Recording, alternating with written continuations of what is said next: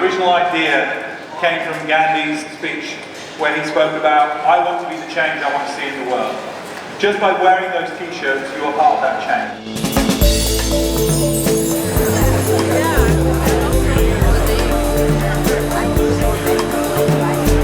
Incredible that we have so many people who've turned up. Each of them have been allowed to pick their own t-shirt for what they won't stand for.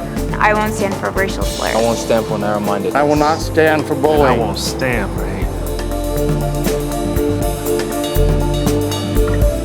Put your last name first at the top.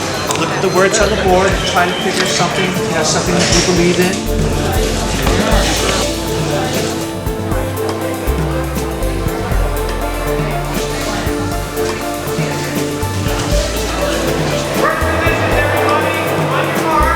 Amazing. That one? Good. Focus there. Hold that for a second. You guys know the cue, right? Roll camera. Once you settle into position, you're just sitting down. If the camera finds you, you find it. We're trying to change the conversation, and we're trying to make change one step at a time. We're doing that this time with this simple shirt. It gives each of these people a chance to make it plain, and it's the beginning of something. And hold that. Action camera.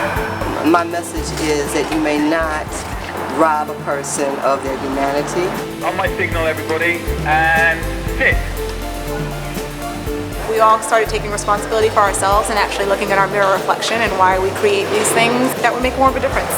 We're going to take care of it, and we're going to make it better because that's our moral responsibility to do so. If everybody treated each other equally with respect and care, we would truly have a better place.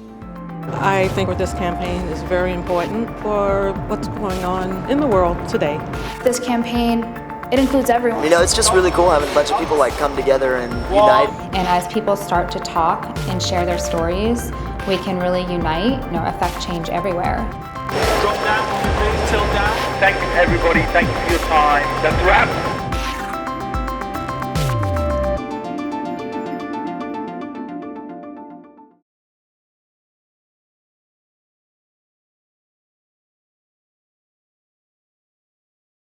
My name is Milia Islam-Majeed, and I came here today because I will not stand for religious intolerance.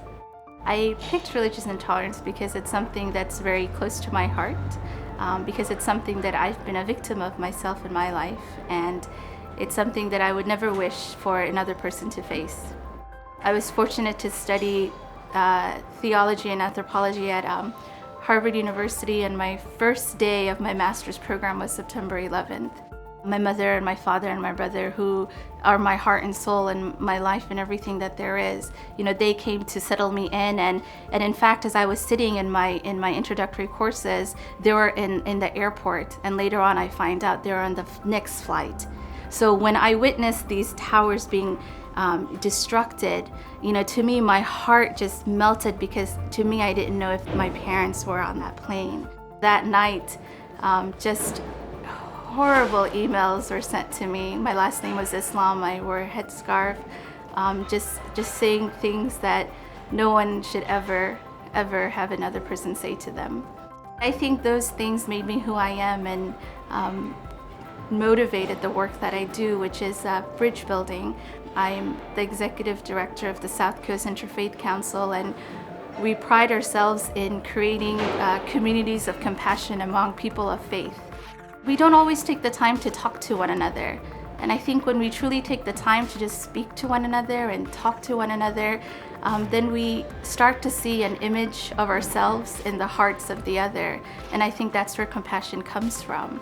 Clearly, when someone looks at me, they think, if they know anything about the Islamic faith, they can see I'm a Muslim.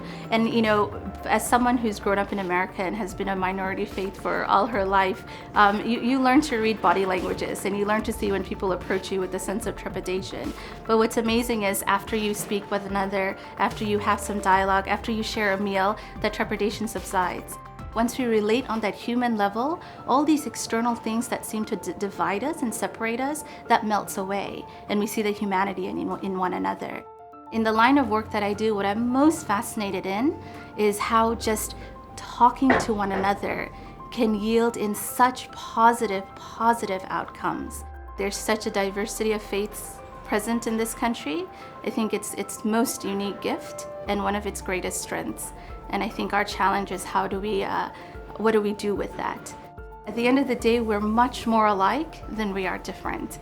And I think if that's a principle that we can build on, then I think a lot of the problems that we face as a community and as a society at large, it would be eliminated.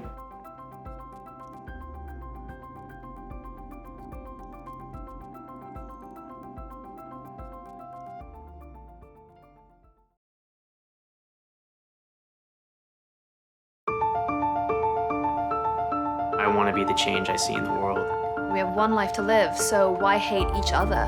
Just open up your minds to accepting people for who they are. This isn't a political thing. Nobody should stand for prejudice. I won't stand for ignorance. I won't stand for homophobia. I won't stand for bigotry. I will not stand I won't stand for hate. Ableism. Anti-Semitism. Islamophobia. I won't stand for Racial prejudice. violence, Domestic violence. harassment, Racism. Intolerance. Bullying. Narrow-mindedness. ignorance, stereotyping. I won't stand. I won't stand for any of them. You can help stop intolerance and hate. Find out how to get involved at charactersunite.com.